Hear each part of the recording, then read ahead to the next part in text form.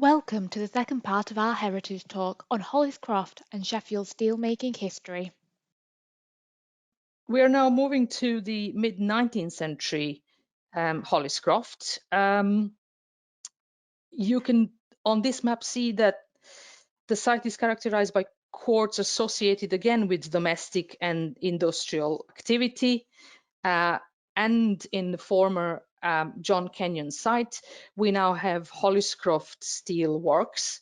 And when we have tried to find out who was the owner of Hollis Croft Steel Works and what was going on site, we basically had to go for one thing that it was known, which was the number, street number for Orange Branch Pub, and then basically to count from there up on the right hand side and then down again. And it turns out that Bergin, Virgin and Wells appear to have been set up as self-contained steelworks in this part of the site, taking in raw iron and sending it out as finished articles.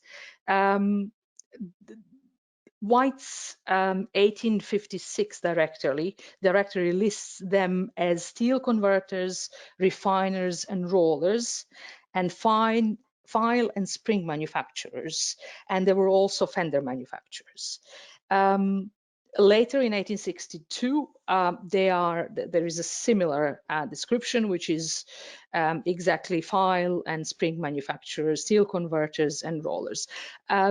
For people who are into steel industry or who have been somehow involved in one or another way into steel industry, all these things, so refiners, converters, rollers, means that they were able to take in raw iron and then produced send out the final product. So all the stages, making iron into blister steel, and then blister steel into more refined steel, and then rolling it and making it into whatever they were to then sell, was going on site, which is a very important thing to remember, because I'm going to show you the remains of all these things, different parts of the factory that we came across when we excavated the site in 2017.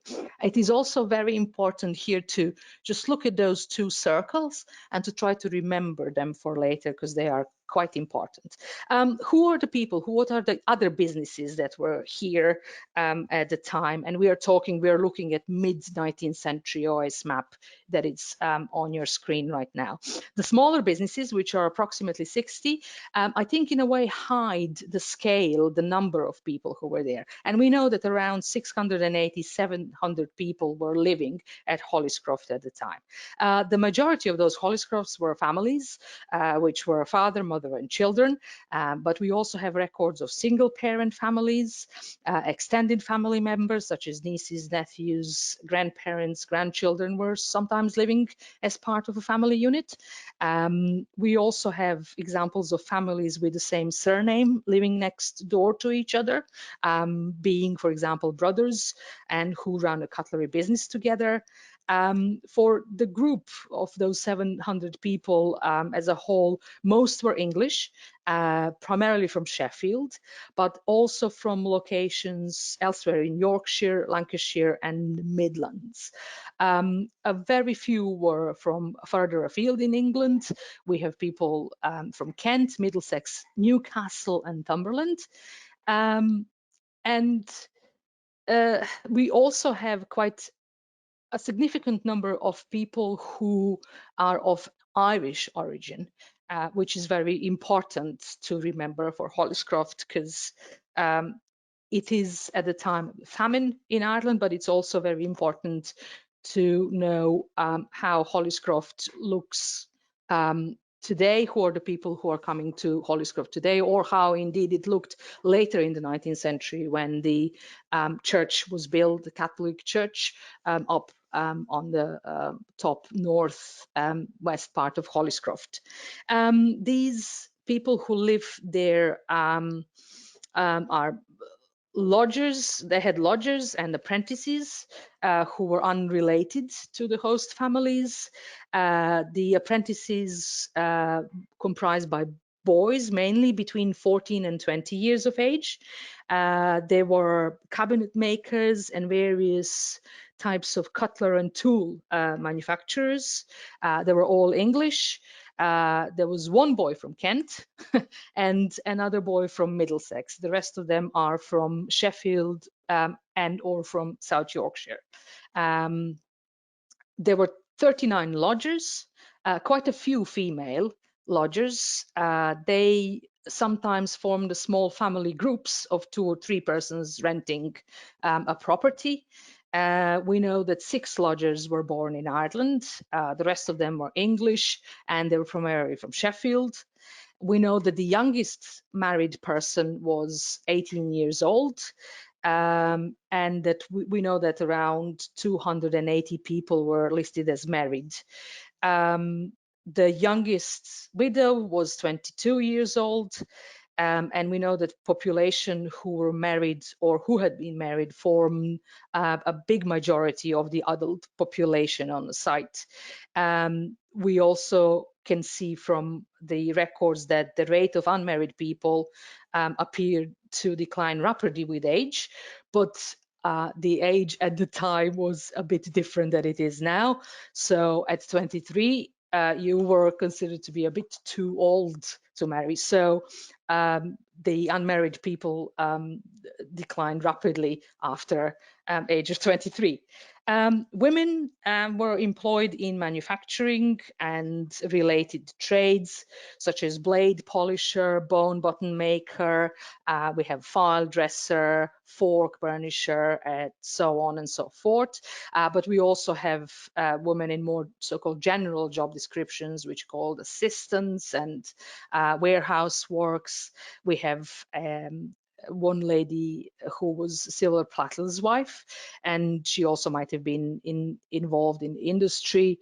The second most common category of employment for women was at clothes makers.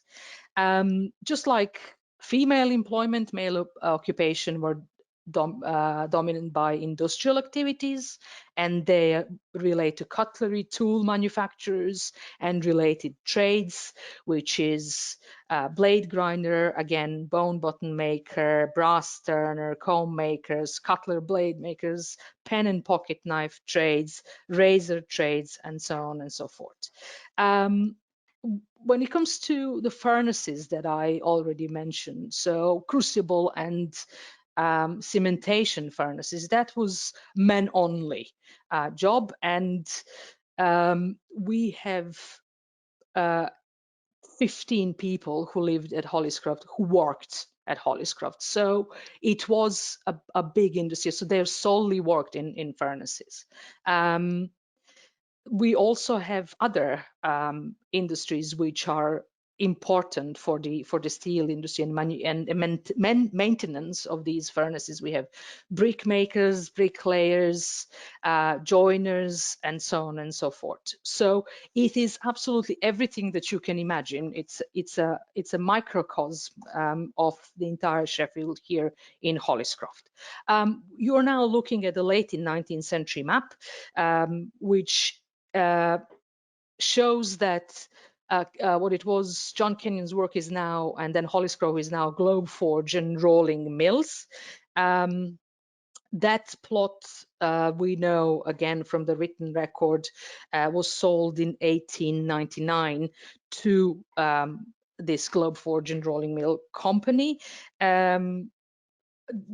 We don't know who the actual owners. I don't know who the actual owners of that particular company is. I would have thought that it's a conglomerate. There are a few people involved in ownership of that place, but surrounding area appears to have changed very little between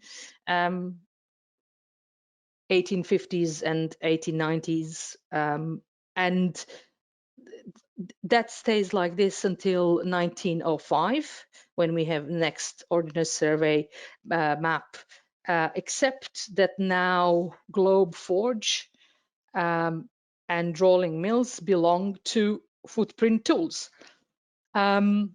By 1935, the footprint tools were part of it. The northern part is demolished, refurbished by 1954. We now have expansion of footprint tools, and it had been built by the time of 1964 as it is, and it's merged then together with other companies owned by Jewett family under the trading name of Footprint Tools Limited, which in 2009 relocated to Admiral Works in Overton, where it still operates. I'm proud to say that only a couple of days ago I spoke to Chris, and they're still working, happily operating there. So that is a brief history of, very brief history of Hollis Croft. Thank you for watching part 2 of our heritage talk on Hollis Croft and Sheffield steelmaking history.